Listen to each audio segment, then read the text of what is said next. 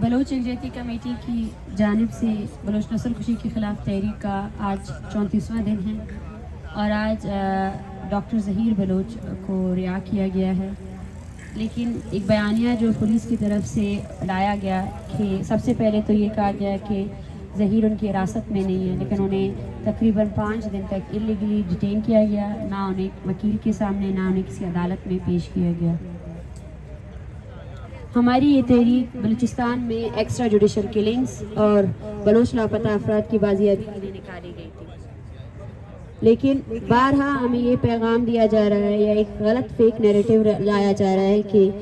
Negotiations کے لیے ہم تیار نہیں ہیں۔ ہم نیگوسیشنز کے لیے تیار ہیں، لیکن ہم نیگوسیشنز کے نام پر کسی دھوکہ یا کسی کمیٹی کی بنانے کے لیے تیار نہیں ہیں۔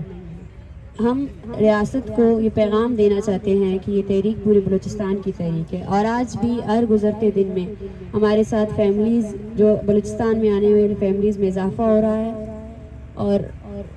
لیکن آج بھی مسئلہ یہ ہے کہ انتظامیہ کی طرف سے اس ایشو کو ڈائیورٹ کرنے کے لیے سب سے پہلے ہم پر تشدد کیا گیا، اس کے بعد بلوچ اسٹوڈنٹس انوسنٹ اسٹوڈنٹس کو گرفتار رکھا گیا، اور 34 اسٹوڈنٹس ابھی بھی ہیں جن کو ابھی تک رہا نہیں کیا گیا ہے۔ جب آپ کے آئی جی اور آپ کے اے ڈی سی نے میڈیا کے سامنے اس بات کا اعتراف کیا ہے کہ یہ جو انوسنٹ طلبہ تھے یا یہ انہوں نے جو عمل کیا دہشت گردانہ وہ غلط تھا اور انہوں نے اپنی غلطی کا اعتراف کیا ہے، تو پھر یہ ایف آئی آرز کس کے لیے؟ ہم یہی مطالبہ کرتے ہیں اسٹیٹ سے کہ اس دھرنے کو ختم کرنے یا اس کو سبوتاژ کرنے کی تمام جو یہ کوششیں کر رہے ہیں وہ ختم کریں، اور جو 34 طلبہ ہیں ان کو رہا کیا جائے سب سے پہلے، اور جو ایف آئی آرز ہوئے ہیں اتنے زیادہ طلبہ میں ان کو ختم کیا جائے، اور ہمارے دھرنے کے جو مطالبات ہیں ہم ان دھرنے کی مطالبات پورا نہ ہونے تک یہیں بیٹھے رہیں گے، اور ریاست اور ان کی تمام مشینری کو یہ پیغام دیتے ہیں کہ اس جینون ایشو کو سیریسلی لیا جائے،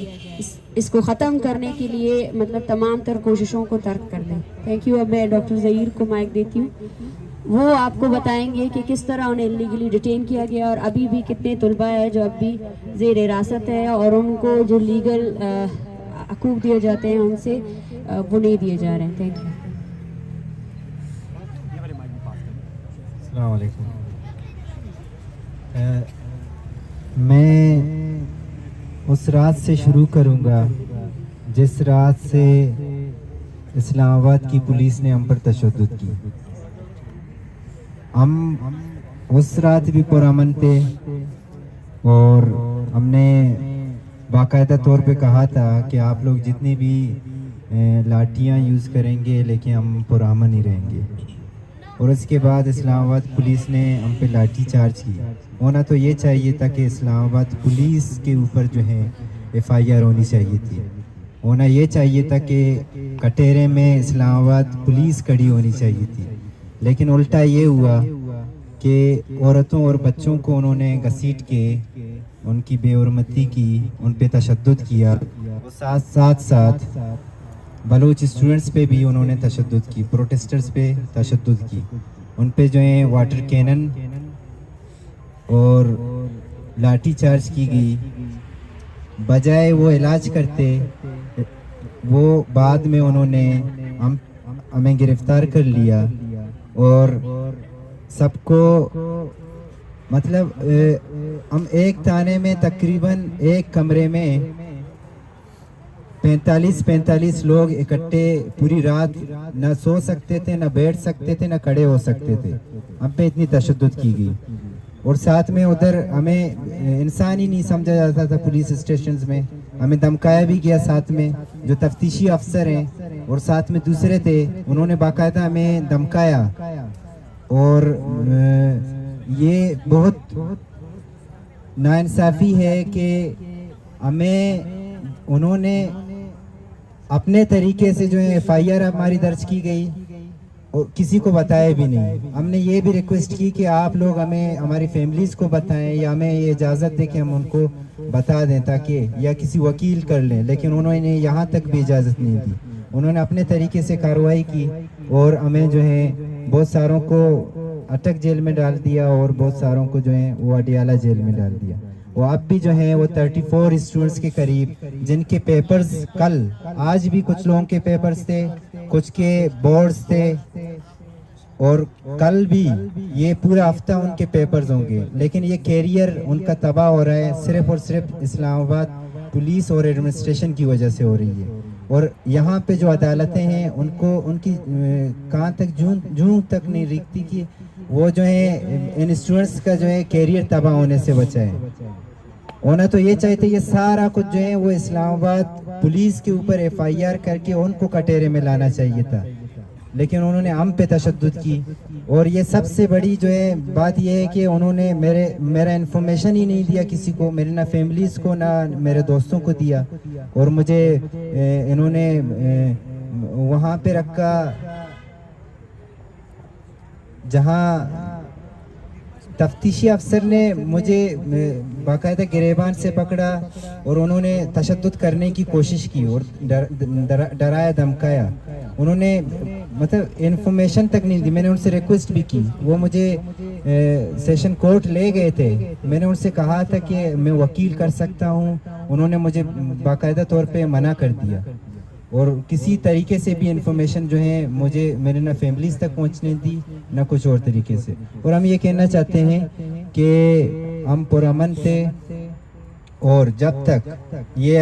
ہم یہاں پہ دھرنا کرنا چاہ رہے تھے، ہم یہاں پہ فیملیز کے ساتھ ان کے ڈیمانڈز کے ساتھ یہاں پہ بیٹھنا چاہ رہے تھے، لیکن انہوں نے اس کو سبوتاج کرنے کی کوشش کی. اور ابھی تک 34 اسٹوڈنٹس جو ہیں وہ اڈیالہ جیل میں ہیں. ان کو رہا کریں. رہا کرنے کے بعد جو ہے وہ بعد میں جو ہے ہم بتائیں گے کہ ہمارے لائے عمل کیا ہے اور جو ہمارے ڈیمانڈز ہیں ڈاکٹر نے جیسے کہا وہ ڈیمانڈز کے اوپر جو ہیں ان کے ساتھ ہم مذاکرات کریں گے یا جو بھی ہوگا ان کے ساتھ بیٹھنے کے لیے ہم تیار ہیں.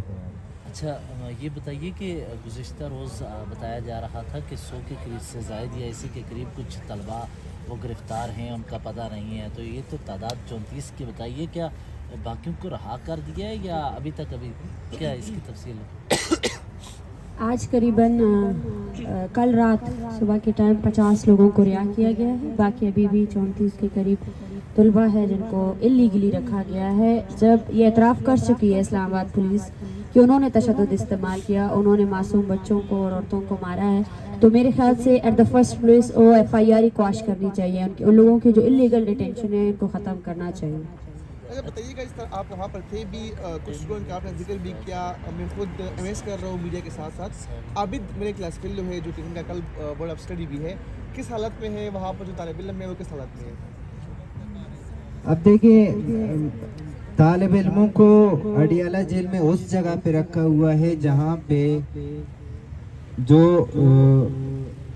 اتنے بڑے بڑے کیسز ہیں، مجرم اتنے بڑے بڑے مجرم ہیں. اور ایک میں اور بات بتاتا چلوں کہ ان میں سے